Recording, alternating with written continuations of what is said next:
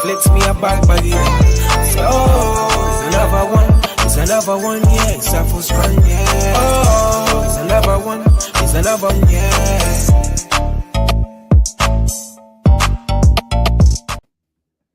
Mic check. 1 2 1 2. We are live in the place. We have obviously me, Sugar Ray in the building, done with a session of sparring. My head's still ringing, but I feel alive.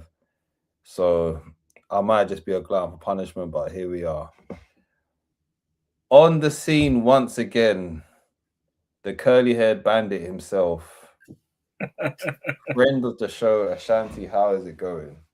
I'm well. I hope everyone heard my piece of advice from last week. Never trust a black man with blonde hair, because I've currently got Hugo Ekitike as my fantasy football captain, and that guy's got blonde braids in at the moment and is doing nothing. So I think it's something to listen to.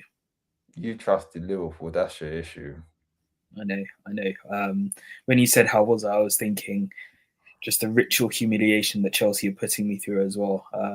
I mean, Arsenal friends in my life, and they make it very, very uncomfortable. And that's what's upsetting about Arsenal is the fact that I want some of the players to win that title because I like some of the players, but I don't like the manager. Neither do I like the fans. Which of the players do you like? I can't stand any of them.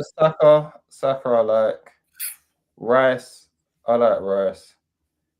Eze, shout out Eze. The two centre backs, they're cool.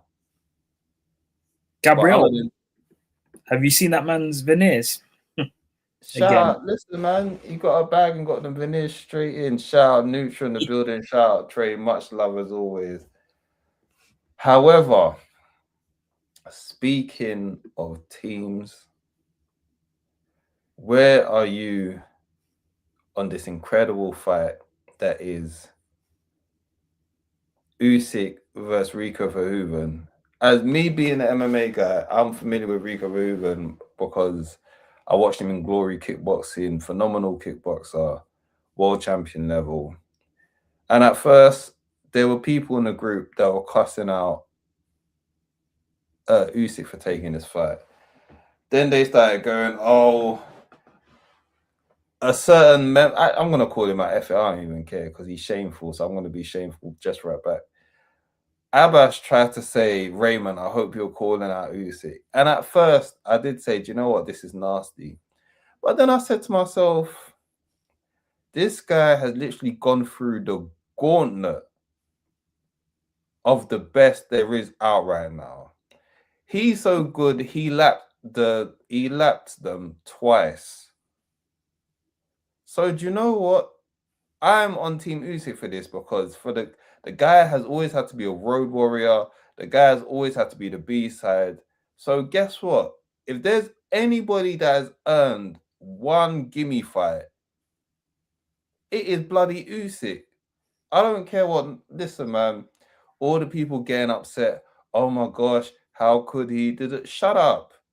Because for years, this guy was the B-side. When Tyson was telling him about, you're going to have to take 70%, he still said, you know what? Before Turkey came in the picture, remember that? They tried to lowball Usyk, and he was still like, yeah, do you know what? I'll do it. So for all the people now, from coming from the bottom, having to lap, he had to face Joshua twice, Fury twice, which was, no, the second one was deserved. I give him that. Fury done well. But the second fight, he got whooped. Then Dubois, which the second Dubois fight was undeserved, but he said, you know what? It is what it is. I'll take it. And then he beat Dubois in better fashion. Get the F out of it if you think this guy doesn't deserve one voluntary against Rico Verhoeven where he's going to get a big bag for this. And the people that's going to compare it to Tyson Fury, let's get one thing straight. When Tyson Fury won his WBC belt, do you know who he faced? Dillian White. Do you know who he faced after that? Chisora. Do you know who he faced after that? Ngannou. And bearing in mind, he got dropped by Ngannou. But you've got Usyk here that's gone through killer's row, and then now you're trying to tell me that he can't have. I'm not trying to hear that. But before I go on another diatribe, Abbas, Ashanti, what side of this are you on? Well, firstly, I've got about 4 quick things to say on the Fury Dillian White fight. I'll never forget it because it was a friend of mine's 30th birthday, and we were in Fulham at this overpriced champagne bar, and I didn't know many people there because she's a friend of mine, and she invited me. Felt bad not going, so I got say it started at 7:30. I didn't know many people, so I was happy to do it. Left the place about 9 o'clock, went to a local pub, watched the Dillian White, watched the Fury fight, and then snuck back in as if nothing had happened. She was like, "Where have you been? We've all been dancing." I was like, "Oh, you must have just missed me. I must have been at the bar getting a drink or something." So that tells you how much I love boxing, that I left a 30th birthday to make sure that I saw that fight. On Verhoeven, he sounds like a really good darts player. And if he walked past me on the street, I don't know what he looks like, but I'm sure he is fantastic. So I won't criticize. I was also going to add, I listened to, I think it's Michael Loffo, who is Fabio Wardley's manager.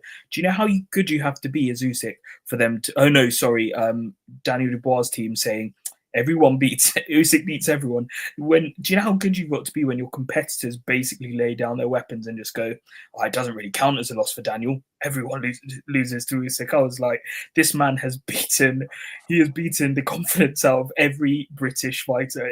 Even Fabio, he'd be like, "Yeah, well, I think I could take him out," knowing in the back of his mind, like, it's not really worked well for everyone else that's fought him. So he's just a superb fighter. And I don't usually do this, but there's only one person I can directly call out for this joke of a fight. That is Mauricio Suleiman. I actually completely concur. Don't really care that Usyk's having a give me. That people are bringing people up for him to fight, which is fine, and he'd beat them as well. Caballero, Deontay Wilder, who keep listing names. I'm not trying to be funny. The people that are lying to themselves, bringing up Wilder's name like that's going to be a challenge for Usyk. Stop it. He genuinely could beat. I think he could beat Wardley and Wilder on the same night. I'm not joking. If they both did 6 rounds and he did the full 12, I think he'd win like 10 of them. This is gun shy, washed Wilder. Not even unpredictable Wilder. This is gun shy, washed Wilder. This is but yeah, he can't get the bomb squad out anymore. That's what would happen. It's like he's on pause. But there is no way this should be a sanctioned fight. I think he should be made to give up his belt or something should occur. But Mauricio is looking at that. Here's the thing. I don't even blame Usyk. This is on WBC saying, "Rod, you know what? You're getting money for this. I want a sanctioning fee. I'm gonna make you a belt or a chain for the Giza championships of the pyramids or whatever." That chain was so disrespectful when he done that for the Ryan Garcia. Mauricio has no shame. No shame whatsoever. Chain. The fuck are you giving? What? This is what my sanctioning fee is going to, a chain. He's just an absolute joker. He's a Nepo baby. You know how often the second generation in boxing are like decent, but they're not their parents. Mauricio, I'm thinking Shea Mosley Jr., Chris Eubank Jr., Conor Benn. There's so many of them, and you're just like, what goes through your mind where you're like, I really, really think that a 1-0 kickboxer from 12 years ago should be allowed to imagine. Okay, just imagine this. Imagine if Usyk does his ACL or does his knee like Daniel Dubois did against Lorena, and somehow Verhoeven is now the WBC heavyweight champion of the world. It is. I can't lie. I'm here for it. I'm here for the chaos. Can you imagine the only reason I don't mind this chaos, yeah, and even like the blowback Usyk's getting is annoying me because people are going on like it's Usyk against Jake Paul, it's Usyk getting some influencer. This is a guy that's creme de la creme of his combat sport that involves boxing, like an actual bad man. So yeah, so then that's why it's yes, he's not a boxer. Yes, are there more deserving boxers? Absolutely. However, I've seen worse gimme fights out there. So, and even I remember when Alex Pereira was on top of the world, I think Usyk was even like he would like to fight him, and I'm here for it. Like, can I add listen, one quick side note on Alex go Pereira? I on. know this is a boxing pod, but apparently him and John Jones are going to fight at the White House, which will be crazy if they do. John Jones is gonna annihilate him, and it's not even gonna like easy. Oh, really? Okay. Well, again, I know nothing about the sport. I just was listening to Ariel Hawani, and he was saying that there is no other fight that makes sense for that card. And John said they're in negotiations, so that would be pretty. I mean, that fight shouldn't. The card shouldn't be happening. He is if we had a fight a very dubious individual, but if anybody deserves to get a big bag, it's John Jones. Very true. More power to him. But back to Mr. Usyk, I think Neutral had mentioned that win or lose, he didn't also mention that Chisora vs. Wilder sold out, but he did say win or lose or draw, Usyk might drop the WBC belt, which I don't think he'll drop that belt, because WBC belt, despite how corrupt they are the most recognizable. That green title is one of the most recognizable. I love belts, but Usyk is one of the few fighters I would say in the world that has a legitimate case to say he's passed the belt. Like for sure. If he fought not AJ, but anyone that's a proper contender, but he'd given up all of his belts, I would still think it was like the lineal champion and a proper fight. Because now that you mentioned that, maybe if he does give up the WBC and keeps the ring championship, and then it's just like, yeah, you lot can have the rest of them. We all know what's going on. Wardley, that's one thing I like about him. He's a smart guy and his team are respectful. He knows what it is. He is a world champion, but if you're doing the list of who's the best, he's not going to put himself number one. He knows that Usyk is still the guy, and he's got a belt because Usyk decided. And even when they said, the journalist tried to get a line out of him to say, was he ducking you? And Wardley basically said, no, of course he wasn't. He just doesn't think I'm a big enough name or star, which I get. He basically obviously didn't quite go there, but you heard in his voice, he was like, he's a smart guy. He's reading the room. Yeah. So, but it's going to be an interesting build-up, I think, and I am looking forward to seeing what they do with Giza, how it's all going to look with Giza. So I don't know. Here's the thing when it comes to Turkey. I feel like he's got these things in his mind, but I think Eddie has alluded to it before, where it's just like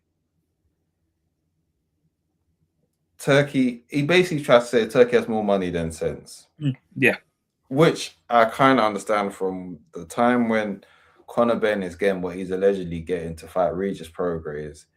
That might be more money than sense. And I get some people are saying it might just be a flex on Zuffa's side, just to say, look, we got your guy. But in the grand scheme of things, people, is Conor Benn.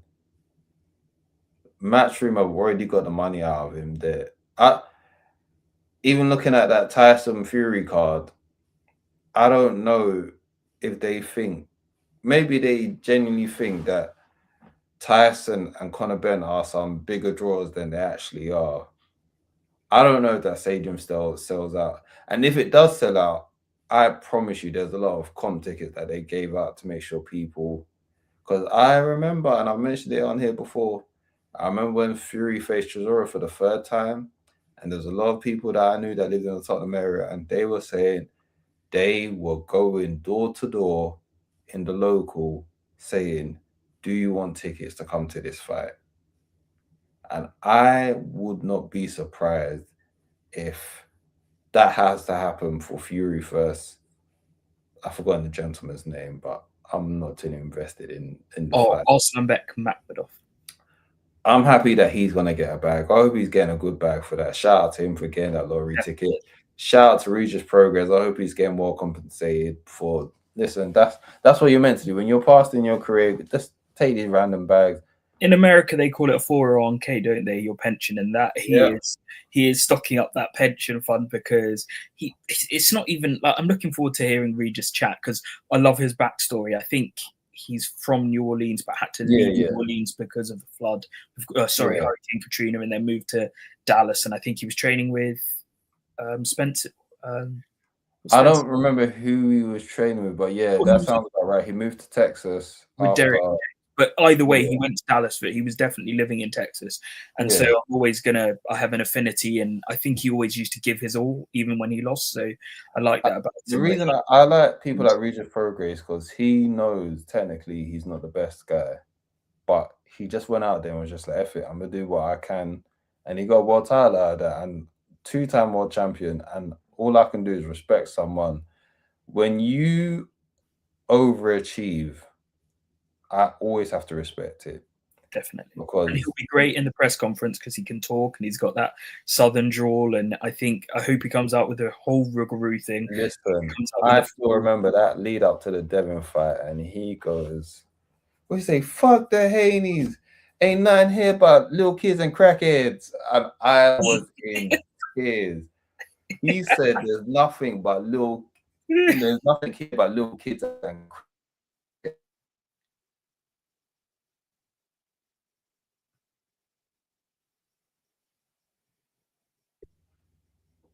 Are we back? Are we back? Don't know what done there for a sec. Sorry, yeah. All good. Well, it was a cracker. Your internet down. I said cracker, and then boy, the internet took me out. But we are going to have to conclude this soon. It's going to be a short episode today. But what I will say is this. For the people that have an issue with Usyk, let it go. Because I'm not trying to be funny. Other than the only person who should be upset at Usyk is Joseph Parker. But then Joseph Parker also has to take accountability for the fact that you shouldn't have taken the Wardley fight. And I hope that bag was worth it for taking that Wardley fight. Because that was... So many people saw that as a banana peel. And he stepped on it. He chose to step on it. And you done coke on top of that. Allegedly. Remember, everyone around him is very forthright saying that he would never touch it because they're friends with him. So that means I won't be surprised if it's just like, right, someone put the coke next to the pre-workout and then, you got contaminated pre-workout and, got sprinkles of coke in there. I wouldn't be surprised, but either way, if there's anyone that should be upset with Usyk, it's Joseph Parker. And other than him, there's been very few clear heavyweight contenders to be like, oh my gosh, I can't believe Usyk is ducking. Usyk is not ducking none of them. You do not go through the killer's row of people that he went. Listen, say what you want about Tyson Fury, fantastic boxer.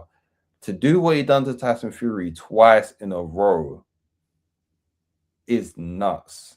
At half his size, giving away like a minimum 5-6 inches. And people don't take this into consideration. Usyk's declining. Of course he is. Is he 38 or something? 39? Yeah, 38. He's been through wars. Honestly, I think AJ doesn't get enough credit for that second fight, for like how he took Usyk through the ringer and what Usyk had to do to come out of that. Because I think that was the fight that probably pushed Usyk the most, that people don't give him credit for. And obviously, a lot of the times that you don't get credit for losing. But out of a lot of the fights, I feel like the AJ second was the one that pushed him to the limit. Because AJ was coming on in like the latter rounds, and then 11 and 12, Usyk went up a gear that scared me. That's me and Abbas talk about it all the time. One of the scariest things I've seen in boxing was when Usyk came out round 11, I believe, and he just upped a gear, and I was just like, where do you get the reserve? I think he did it to Fury as well. If you remember when the torrid round 9 when he knocked Fury down and almost had him out there. I think if you remember the round before, maybe the round before that as well, Fury actually, I think, won those rounds, was doing okay. And it's a bit like a cat playing with a mouse. He's just like, yeah, I know exactly what's going on in front of me. I was just, resting and giving giving the crowd what they want to see. And now you're going to have to feel this pain. And that's all he does. He just watches and really, that kind of trite phrase of downloads the data and then just goes, yeah, I'm bored now. You think you've got a chance. The momentum's not staying with you. Bang, bang, bang. Back in the box. Sit back down. If anyone deserves to have this fight, it's Usyk. But shout out Trill. He said he kissed his cross and met Fury in the middle of the ring and took his heart. And listen, Soul snatcher. that referee, stole a stoppage victory from Usyk, because the moment Usyk was going to put his lights out, then the ref decides he wants to start counting. And I'm just like, come on, man. But on that note, before we leave, Ashanti, anything that you want to comment about in the world of boxing before we... Oh, certainly. I mean, how ahead. you haven't let me speak about Shalizi. His nickname is back. Wonderful work from Ben Shalom. I'm not saying that the undercard is good, but we're quite clearly looking towards a Cold War with Matchroom and Queensberry and Seller or Zuffa, whichever entities you want to speak about. Shalizi's pulled it off. Obviously, only got those BBC dates, hasn't got a huge amount of backing financially, but he's got 3 fights on that undercard, so good for him. Who's he got? He's got Riakporhe versus Shakiva, which will be a decent fight. My prediction would be out there. I think Richard's underrated at heavyweight. I'm a big fan, and is he still training with Billy Nelson as well, which is just fantastic. Just fantastic. I don't even know, man. Listen. Ben Shalom said, "I'm leaving here with Sam." Have you heard his TalkSport interview as well? It all makes sense now. He's like, Turkey's done wonders for boxing, blah, blah, blah. And I'm like, Ben, you know what happened? That deposit hit Ben's account, and Ben was just like, oh, yeah, King Turk. What you got to do. You got to do what you got to do. I don't blame him. The game, and he's had his legs cut from under him, so take advantage. If Turkey's like, they were laughing at him. They've been laughing at Ben. Look, Brother Ben, Ben's like, I don't get on well with Eddie either. Why don't we? Should I come out to Dubes and just have a nice little catch up with you, His Excellency, Your Excellency? But what's he got? He's got Riakporhe, Shakiva. One of the young guys, Elliot Whale is on there as well. But then obviously, who's the other fighter he's got on there? So I think there's Jamie Riakporhe, Elliot Whale. I thought there was another fight he had on there, but whatever he probably has, but I can't think of the top of my head.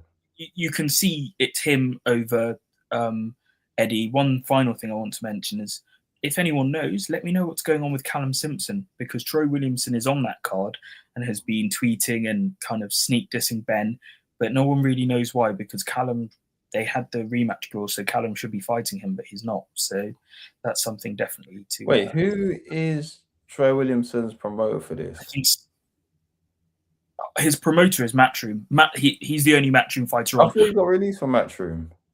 No, I think he's back with them before the Callum fights, because I knew he was with Matchroom for the Callum fight. I think he's still with Matchroom. I don't want to be disrespectful when I say this, but the Queensberry and Matchroom fighters that are on this card and will be on maybe a few of the other cards aren't necessarily they're not the premier guys. Yeah, they're not the creme de la creme. I'm happy to fight. When Troy gets a bag, I'm happy because he's not a darling to get a title shot. So sometimes in his boxing world, go get that bag, man.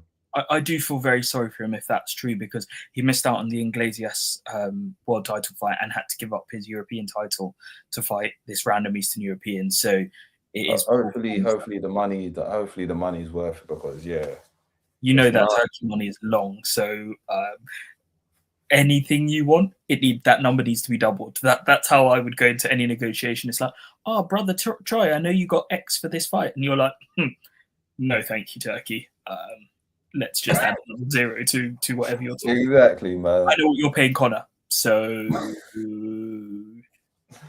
listen, on that note, quick shout out to Alexander the Great. Shout out to our guy Trill. Premiering on this same channel, so stay tuned in. 10 o'clock, 15 minutes, 10 o'clock UK time. In 15 minutes, a very special finale episode headlined by your boy Trill, Dollar Bill. But on that note, we'll catch you next time. Stay weighed in. Ashanti, any parting words? Still don't trust blonde black men. The words of Ashanti are solely of Ashanti representing of it. But people were out. Peace. It's another bang. All them having cars now, whichever get out. Light up my card with a sweet one, please. Someone flips me a bag, bag it up. So, it's another one,